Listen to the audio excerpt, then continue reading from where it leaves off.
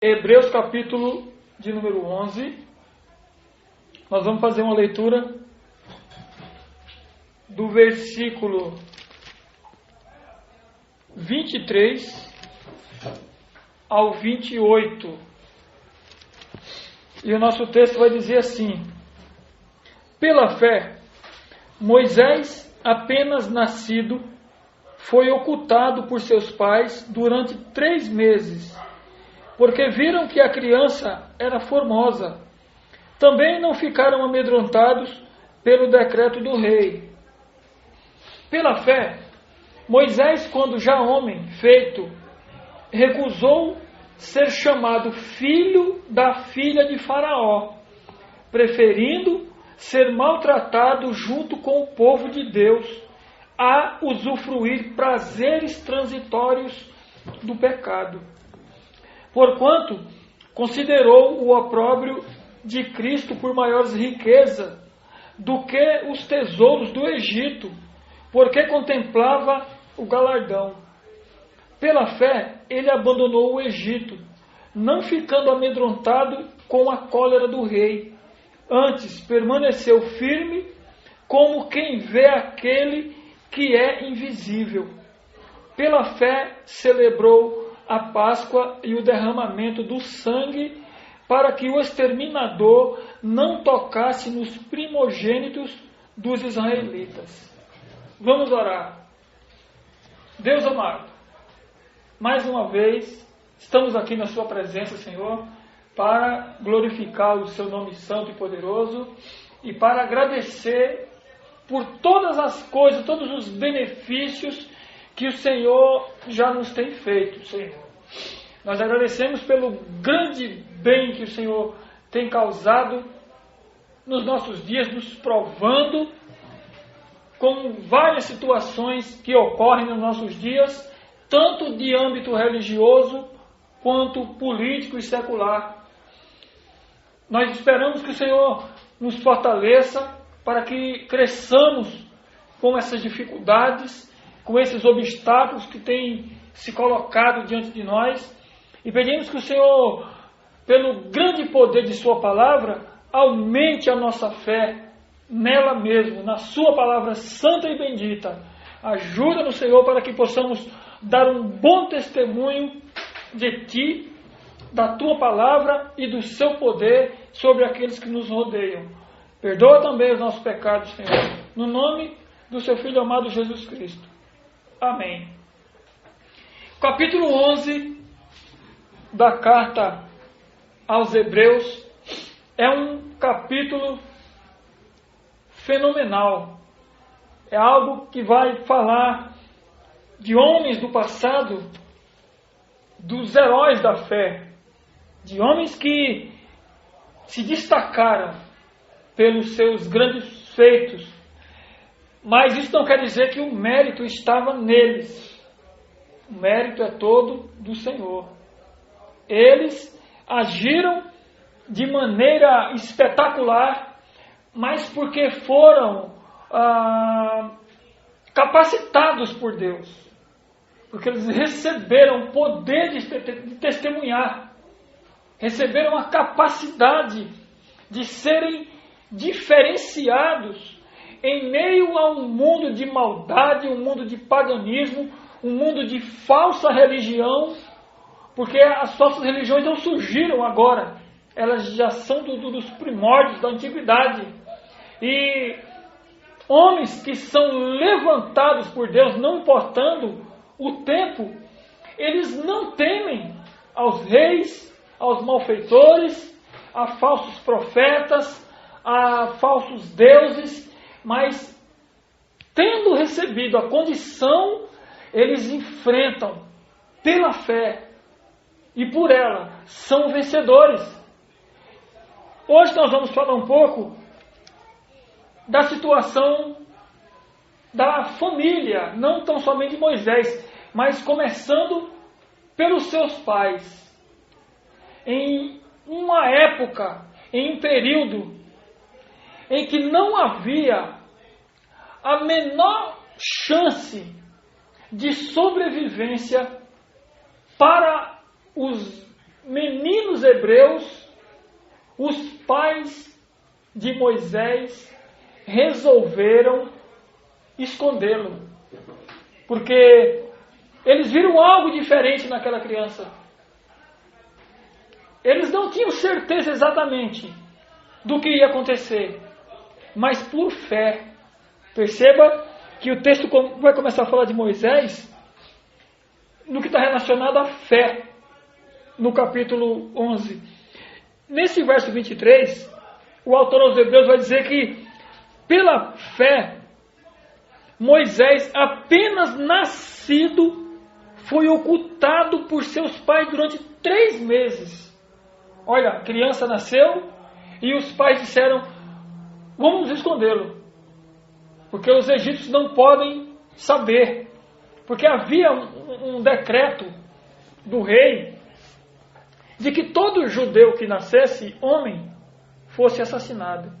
Porque eles tinham medo de que os judeus se avolumassem. As mulheres eram muito férteis e nasciam crianças corriqueiramente, e o número de hebreus estava crescendo. Então o rei, o faraó, nesse caso aqui, que é rei também, se amedrontou e pensou que se os judeus crescessem muito em população, eles poderiam retomar o poderio deles e ficaria uma coisa constrangedora. Então ele decretou: todo judeu que nascer menino, mata. Só que os pais de Moisés o esconderam por 3 meses.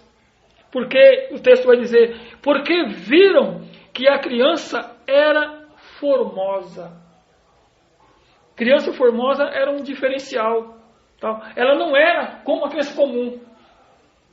Eles viram que Deus, através daquele menino que estava sendo preservado, iria fazer alguma coisa. E o texto vai dizer também que não ficaram amedrontados pelo decreto do rei. Veja quando uma pessoa tem fé, como é que ela começa a agir. Aquilo que estava acontecendo era uma coisa inédita. Eles eram simples camponeses que agora estavam se arriscando e se posicionando contra o império que existia naquela época. O império mundial. Era quem dominava. Era o Egito. Era como se fosse os Estados Unidos de hoje, que sobrepõe sobre muitas nações com o seu poderio. Então, e eles não se amedrontaram, porque o rei decretou que as crianças tinham que morrer. Não tremeram.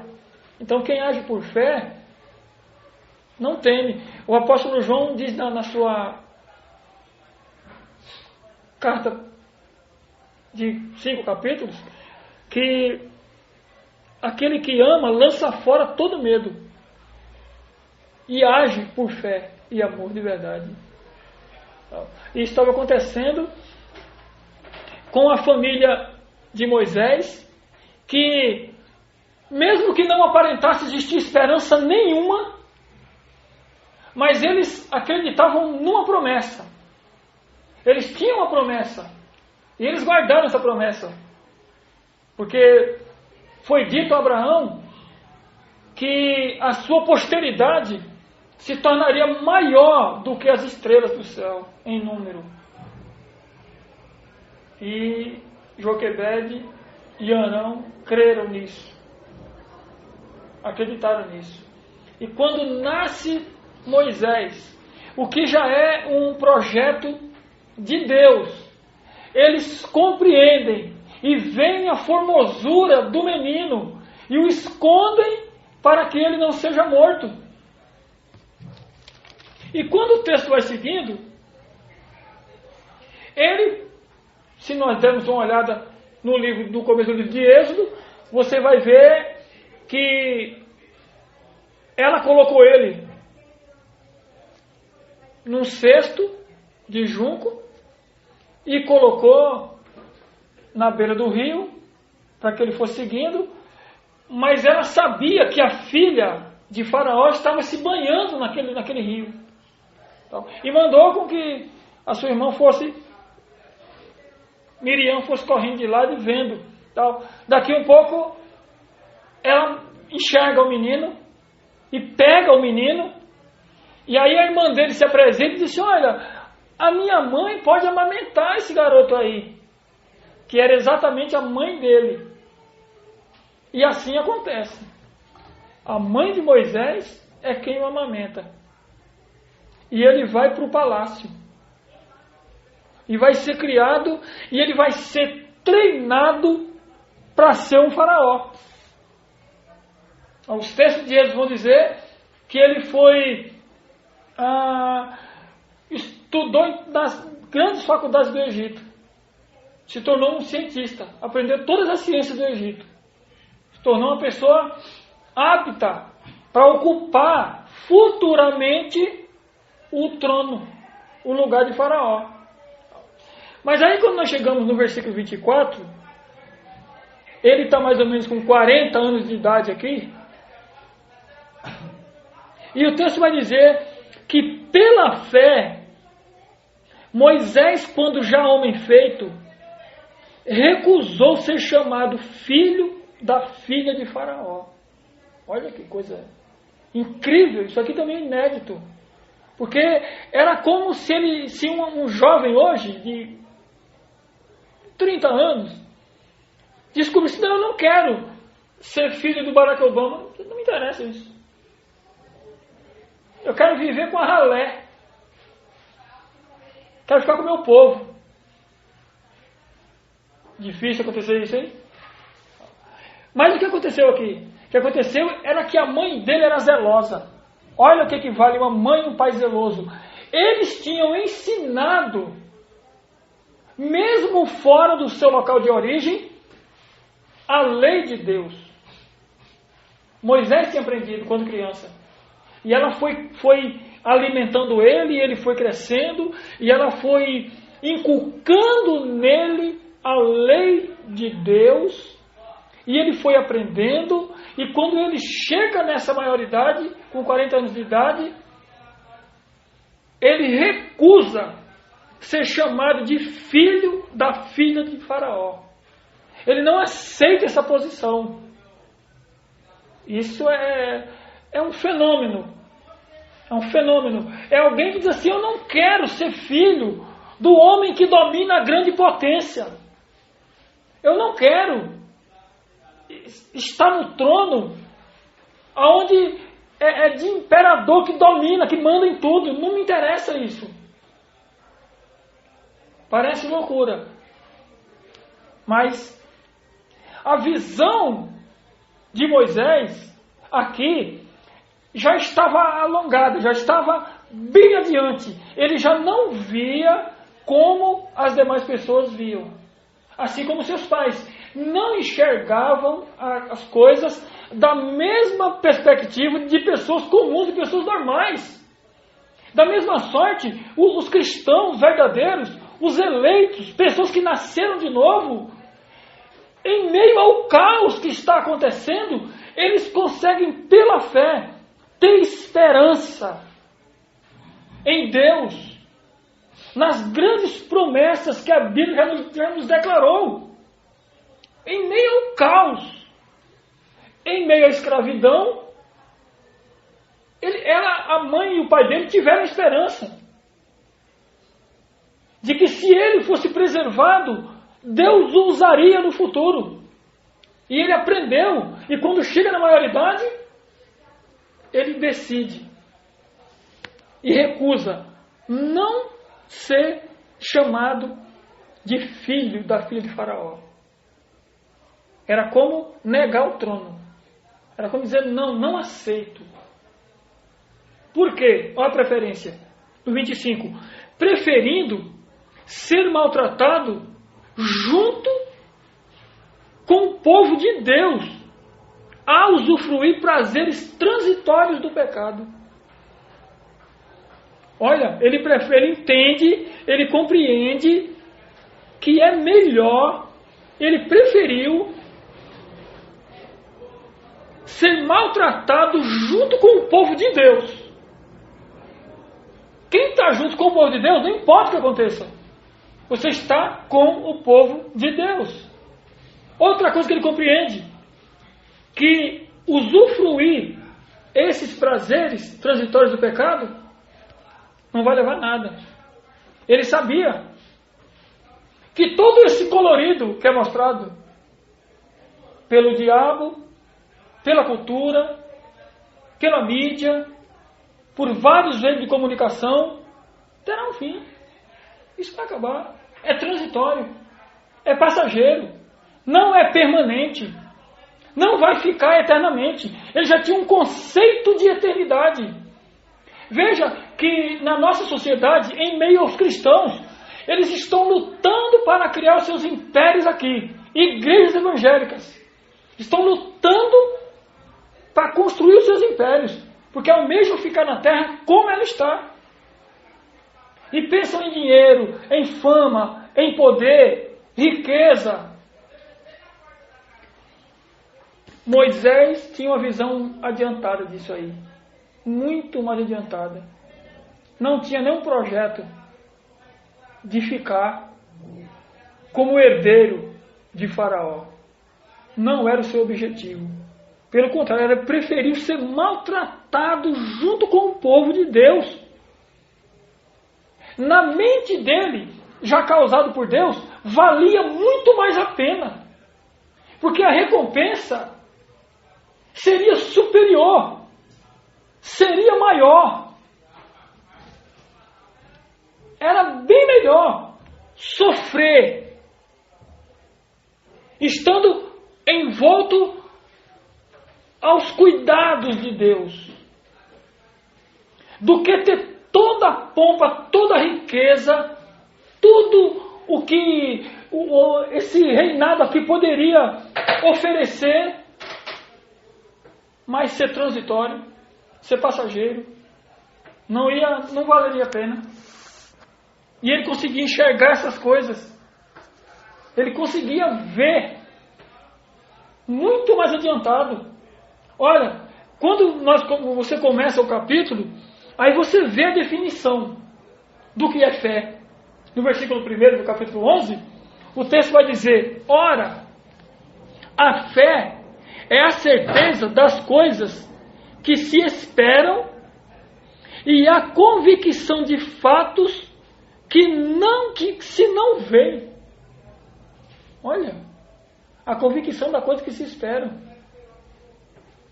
Moisés esperava uma pátria, assim como o apóstolo Paulo, superior.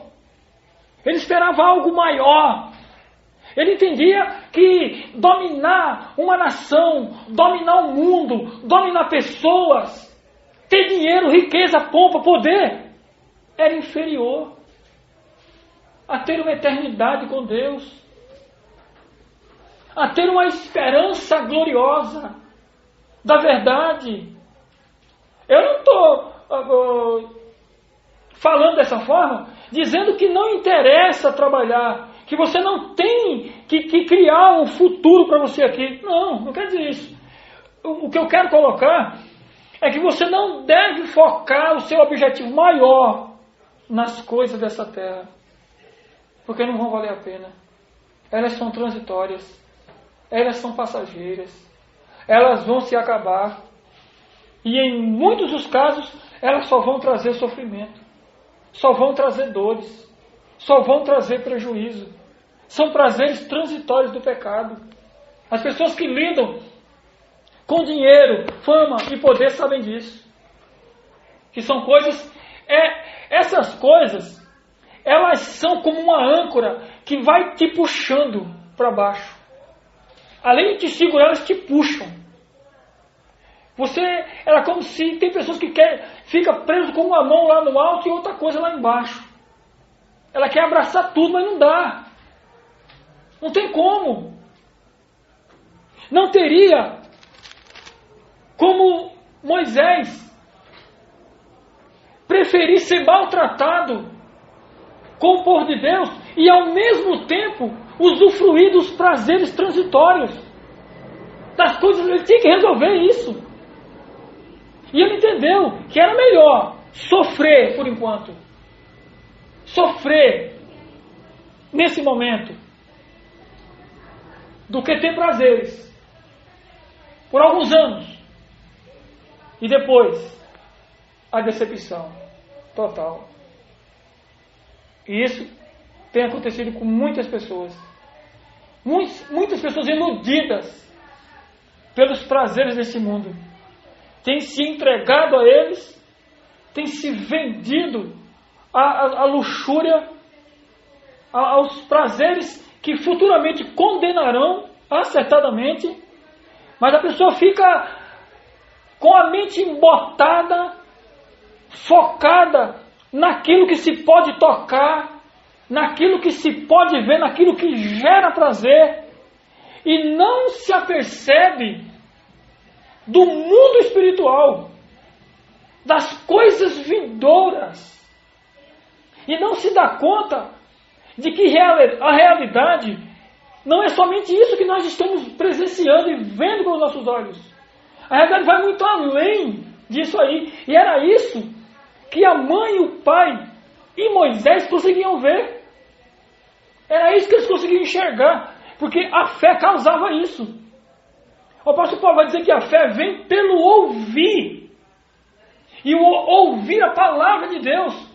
Então, quando muita gente está dentro de movimentos religiosos e dizem que estão agindo por fé, não faz sentido. Por quê? Porque eles agem como se estivessem fazendo coisas absurdas. E a fé, ela não nega a razão. Não. A ideia de a fé vir pelo ouvir, isso fala de coisa lógica, de coisa real. Você ouve, entende, passa a praticar. Você compreende e faz. Você entende e age. Você ouve a ordem e vai.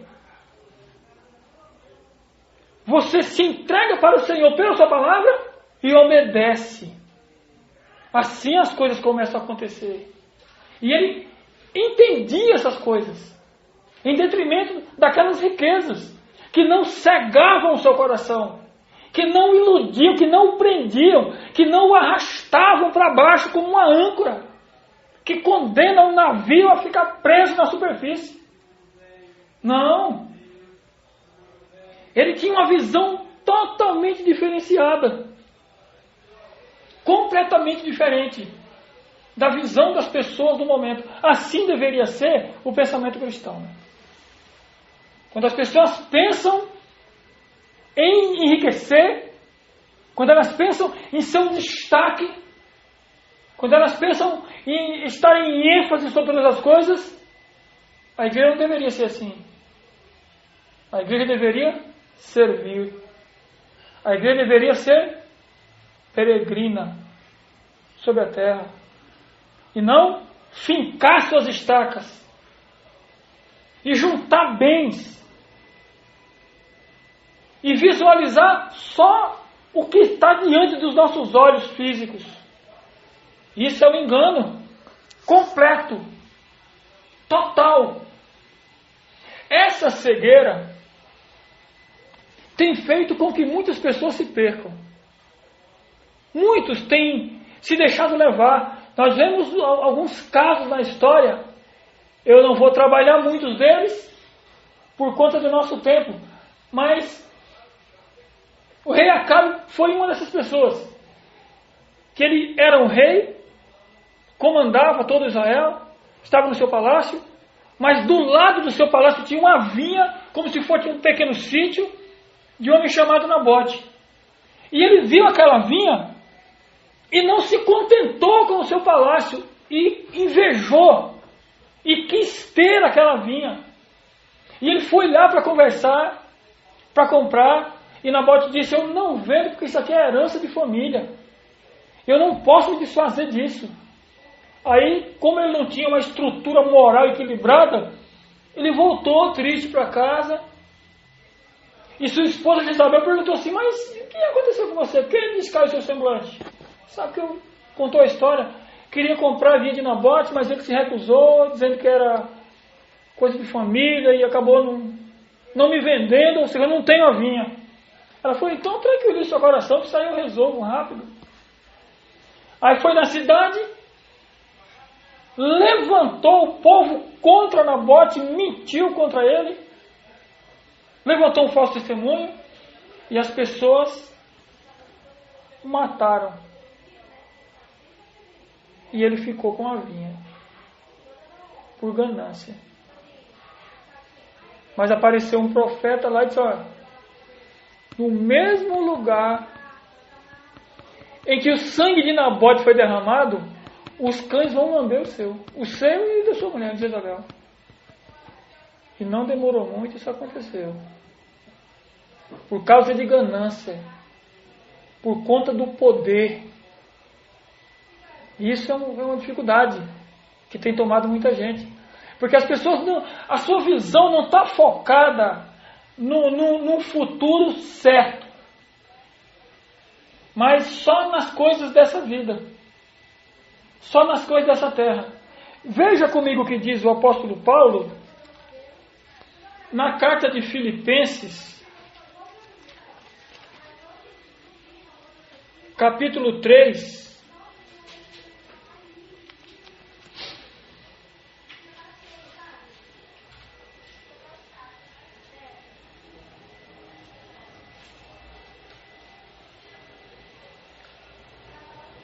dos versos 17 a 19.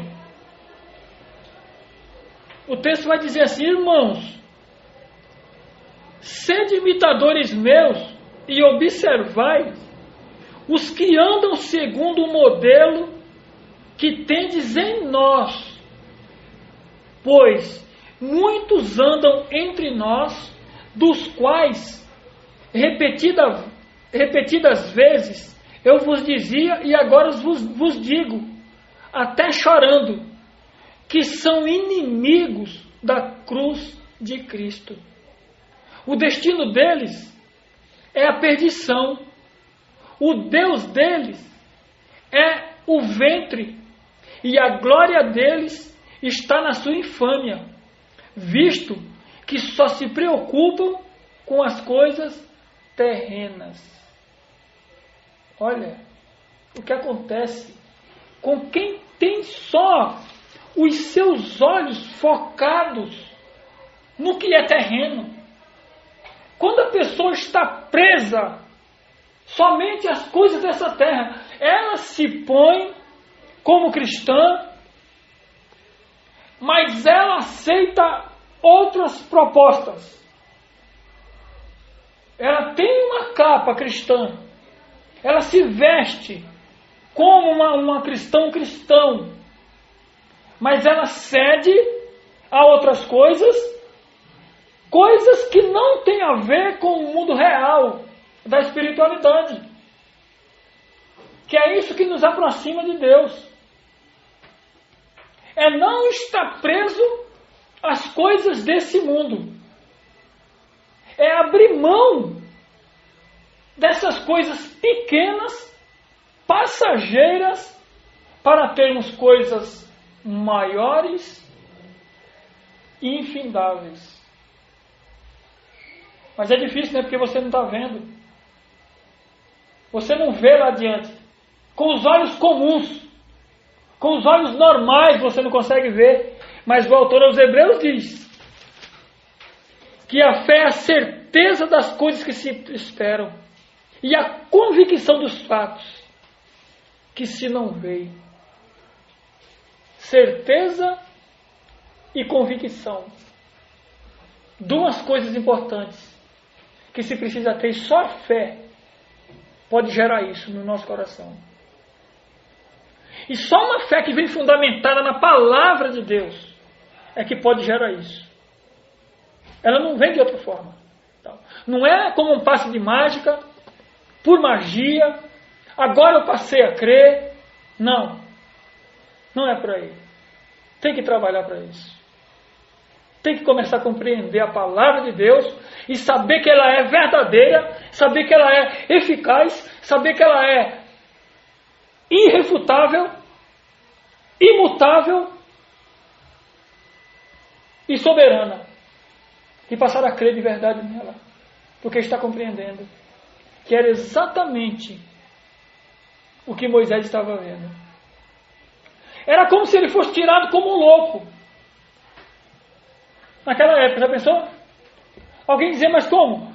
Ele não aceita ser filho da filha de Faraó?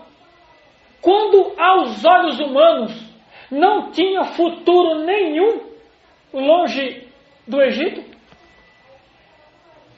E ele estava dentro, no miolo, ele estava no centro, ele estava bem localizado. Era alguém que já estava a ponto de assumir uma posição, mas Deus entra em cena e mexe no seu ser e faz com que ele faça as escolhas corretas. Perceba como tem sempre, quando nós estamos estudando a Bíblia, nós vamos ver que as doutrinas vão estar patentes. Veja que não é uma decisão aqui por livre-arbítrio. É uma decisão por convencimento de Deus. Ele faz uma troca de coisas que estão diante dele por coisas que ele ainda não está vendo. É trocar as certezas que estão patentes aos olhos por incertezas que estão lá adiante. Mas ele, influenciado pela verdade de Deus, pelo ensino que sua mãe o imbuiu, que sua mãe colocou na sua mente desde a sua infância. Por isso que ele mesmo depois vai dizer que nós temos que inculcar essas verdades aos nossos filhos. Tanto em casa, como no caminho, como em qualquer lugar. Deuteronômio, ele vai ensinar essas coisas. Nós temos que inculcar, enfiar essas coisas na cabeça dos seus filhos. Pendura nos umbrais das portas, nas paredes. Inculca neles, porque nele foi inculcado pelos seus pais. E teve resultado, porque ele agiu corretamente. Depois ele teve condições. Olha o que diz aqui, do capítulo 11 de Hebreus. O versículo 26. Porquanto considerou o opróbrio de Cristo por maiores riquezas do que tesouros no Egito, porque contemplava o galardão. Veja como é totalmente diferente de uma visão míope que pensa que trocando a sua primogenitura que você não precisa hoje, você vai ficar com as coisas aparentes do momento. Porque é isso que as pessoas estão fazendo. Elas estão abraçando as riquezas falíveis, que logo vão desaparecer, logo vão sumir. Porque não pensa no galardão, não tem ideia disso. De uma recompensa futura, de uma recompensa eterna que não terá fim. As pessoas não escolhem isso porque elas estão cegas. Então é loucura. É loucura. Abrir mão do passaporte para ser o faraó. Dizer, não, eu não quero, eu prefiro ser escravo. Eu prefiro sofrer com os hebreus, com meus irmãos. É difícil, muito difícil.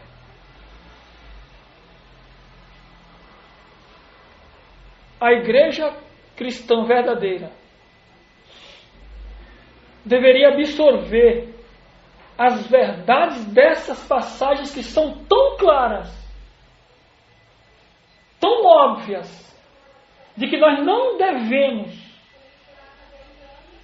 observar só as coisas que estão diante dos nossos olhos, mas que como cristãos deveríamos colocar os óculos da fé pela sua palavra e começar a ver coisas bem adiante e começar a ter certeza das coisas que nós não estamos enxergando, fisicamente, mas tem uma perspectiva de que elas virão e de que elas acontecerão.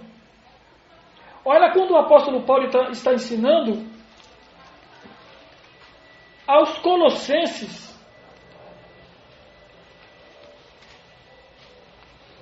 no capítulo 3, o apóstolo Paulo vai dizer assim, Colossenses 3, 1 e 2, ele vai dizer, portanto, se fostes ressuscitados juntamente com Cristo, buscai as coisas lá do alto, onde Cristo vive, assentado à direita de Deus. Pensai nas coisas lá do alto, não nas coisas que são aqui da terra. Olha só o que Paulo está dizendo aqui. Isso aqui é de uma seriedade tremenda. E ele já começa aqui com essa ideia do portanto. Porque ele já tem falado, ele já tem explicado. E quando ele vai finalizando o ponto, ele diz, ó, portanto, se fostes ressuscitados juntamente com Cristo, buscai as coisas lá do alto. Porque somente quem foi ressuscitado juntamente com Cristo é que vai ter uma visão assim, alongada. É que vai ter uma visão das coisas do alto. É que não vai estar preso às coisas dessa terra. É quem não vai se importar com o sofrimento passageiro, com o sofrimento momentâneo, com pagar um grande preço pela fé, não se envergonhando das dores, dos maus tratos, de forma nenhuma. Então, o povo de Deus, eles têm por marca o sofrimento. A igreja da atualidade é que não entende, não aceita isso. Mas a igreja verdadeira, ela sempre foi perseguida, sempre foi massacrada. Essa igreja rica e cheia de pompa não é a verdadeira. Isso é uma mentira. Está muito claro. Igreja não é sinônimo de riqueza na terra. Não é sinônimo dessa prosperidade que criaram, que forjaram para assediar as pessoas. Isso é um engano completo. Paulo vai deixar claro que se nós fomos ressuscitados juntamente com Cristo, nós vamos buscar as coisas lá do alto. Nós vamos buscar as coisas que são permanentes. Porque as coisas que nós vemos são transitórias. Isso tudo vai passar. Mas as pessoas não imaginam isso. As pessoas se dizem crentes. Eles pensam que não vão ter um fim. As pessoas não imaginam que vão morrer. Muita gente não toca nesse assunto. E se você fizer um comentário, você lá vem falar de morte. Vamos mudar de assunto. E aí quando acontece a morte, porque acontece mesmo, a pessoa não consegue reagir. Porque ele nunca pensou nessas coisas. Ele está focando só nas coisas aqui da terra.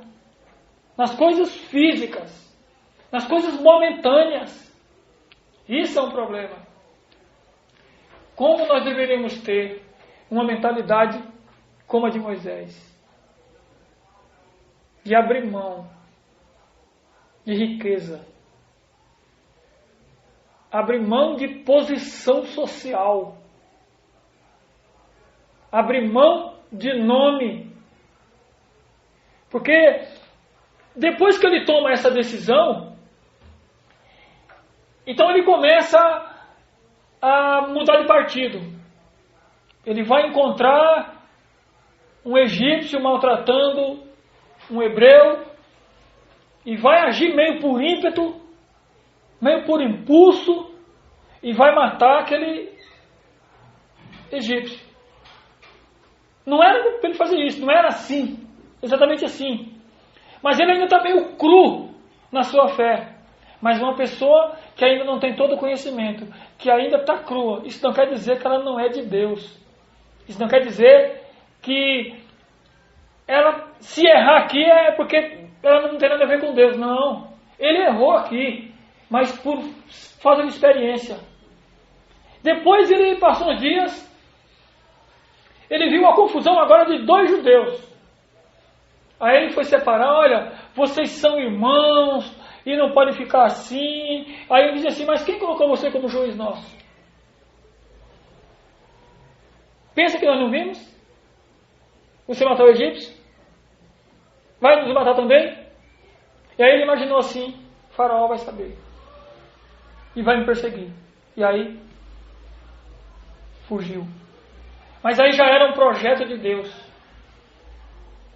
Porque ele tinha ficado 40 anos no palácio, estudando todas as ciências, aprendendo como seria um faraó, como ele substituiria o faraó, vivendo na pompa, e seria o futuro faraó, acertadamente. Mas esse plano não era de Deus. Aí Deus o levou para uma faculdade de mais 40. Só que agora no deserto. Agora Deus seria o seu professor. E ele iria ficar 40 anos aprendendo e conhecendo os lugares por onde o povo de Deus futuramente passaria. Veja que não é em vão esses 40 anos lá no deserto. Foi lá para conhecer todas as coisas. Então quando ele volta, ele vai passar mais 40. Agora, trazendo o povo. Ele vive 120 anos. E tem um evangelista do século XX, chamado D.L. Moody. Ele diz que a vida de Moisés é dividida em 3 períodos. E ele vai dizer que os primeiros 40 anos de Moisés passou pensando que era alguém. Lá no palácio, podia mandar e desmandar, filho da filha de Faraó, estudante das ciências do Egito. Então ele passou 40 anos pensando que era alguém. Os outros 40, ele passou descobrindo que ele não era ninguém. Passou no deserto, no frio e no relento, trabalhando. E os outros 40, ele passou descobrindo o que Deus pode fazer como ninguém. Essa é uma definição bem interessante. A divisão dos anos de vida dele. Moody foi infeliz. Um arminiano, mas acertou aí. Foi muito bem. Então a vida dele não foi fácil. Porque ele foi levado a abrir mão de coisas terrenas, de riquezas, de coisas passageiras. Preferiu sofrer com seus irmãos a viver numa pompa aparente, que logo se acabaria. Então o sofrimento foi marcante para a vida dele. Ele não se amedrontou, assim como seus pais, da autoridade do rei. O apóstolo Paulo vai falar um pouco de sofrimento também em 2 Coríntios, capítulo de número 4.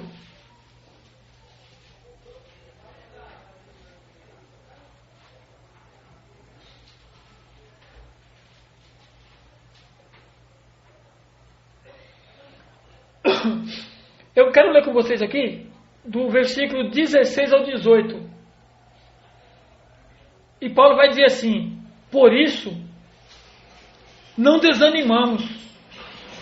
Pelo contrário, mesmo que o nosso homem exterior se corrompa, contudo, o nosso homem interior se renova de dia em dia.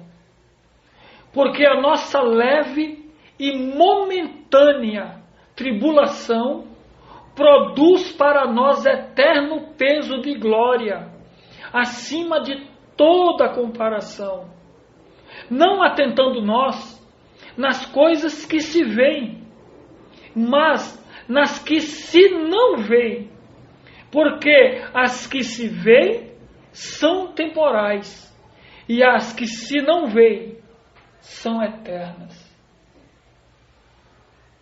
Olha as revelações do homem apóstolo Paulo.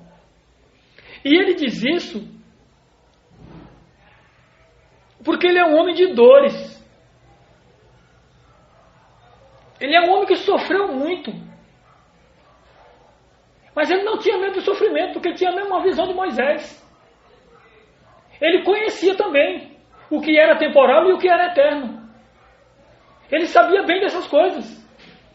Então, jamais ele abriria mão do galardão que Deus tem guardado por conta dessas coisas, dessa vida.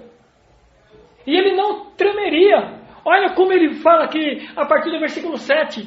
Ele vai dizer assim: temos, porém, este tesouro em vasos de barro, para que a excelência do poder seja de Deus e não de nós. Aí, olha essa sequência. Em tudo somos atribulados, porém não angustiados. Perplexos, porém não desanimados. Perseguidos, porém não desamparados. Abatidos, porém não destruídos.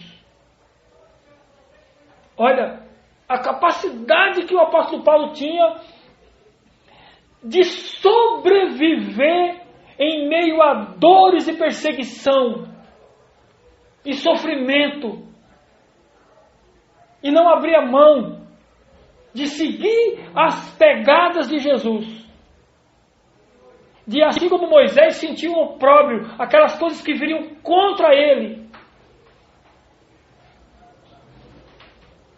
Era um homem de verdade, que não se importava com as coisas momentâneas, mesmo que fossem doloridas, mesmo que o fizesse sofrer muito, mas ele sabia que a recompensa era maior, porque tinha uma visão adiantada das coisas. E é isso que tem feito muita gente parar no meio do caminho, é não conseguir enxergar o final, é não ter uma perspectiva de que o Senhor em breve voltará, e em breve trará juízo ao ímpio, e em breve nos livrará do corpo dessa morte, e em breve nos transformará e nos levará. Essa é a visão que devemos ter, de que isso aqui daqui a pouco acaba. É a visão de Moisés, de que toda aquela coisa, todo aquele palácio, toda aquela riqueza não valia nada, era prazer transitório, era coisa passageira. E quantas vezes as pessoas vendem o seu direito de primogenitura por um prato de lentilha, por aquilo que é colocado diante dele. Ele sacia o seu prazer, não pensando nas coisas eternas, não pensando nas coisas do porvir, nas coisas que não vão se acabar, nas coisas que são realmente de valor, que não são esse ouro perecível, esse dinheiro que cega, essa fama que vai acabar. Precisamos meditar nessas questões. Precisamos ter uma visão de esperança futura, uma visão de não focarmos a nossa vida só para esses dias, de não armarmos a nossa tenda aqui e de não construirmos pensando numa perpetuidade nesse lugar, mas pensando numa perspectiva futura, pensando que em breve Cristo voltará. Em breve Ele nos chamará, nos convocará para nos galardoar. E aí sim teremos um bem maior. aí teremos algo valoroso, permanente, eterno, inacabável, algo superior a tudo isso que nós estamos vendo, tudo o que está acontecendo. Vamos orar. Deus bendito e amado Pai, nós te agradecemos, Senhor, por todas as coisas que o Senhor nos tem ensinado, Pai. E nós pedimos que o Senhor faça com que fique nos nossos corações os prazeres eternos de meditarmos na Sua palavra e recebermos a esperança da salvação. E que não foquemos os nossos olhos nas coisas que em breve passarão, nas coisas que vêm mais para nos iludir, para nos enganar e para nos desviar do Seu eterno propósito, Pai. Mas nós clamamos, Senhor, que nessa noite o Senhor abra mais a nossa compreensão e nos faça refletir sobre tudo o que está acontecendo, e que a nossa fé e esperança seja ampliada, e que saibamos que o Senhor tem o controle de todas as coisas, e que está dominando sobre tudo e sobre todos, e que quando sejamos provados, não desanimemos, que não pensemos em voltar para trás, mas que continuemos marchando para o alvo. Que recebamos força nessa noite, Senhor, para seguir nessa jornada, não desistindo por conta dos momentos de dores, de sofrimento, de desamparo, de abandono, de incompreensão, mas que possamos lançar todas essas nossas ansiedades diante de Ti, sabendo que o Senhor tem cuidado de nós. Ajuda-nos, Senhor, assim como o Senhor tem feito todos os dias das nossas vidas. Essa é a nossa oração, no nome do Seu Filho amado Jesus Cristo. Amém.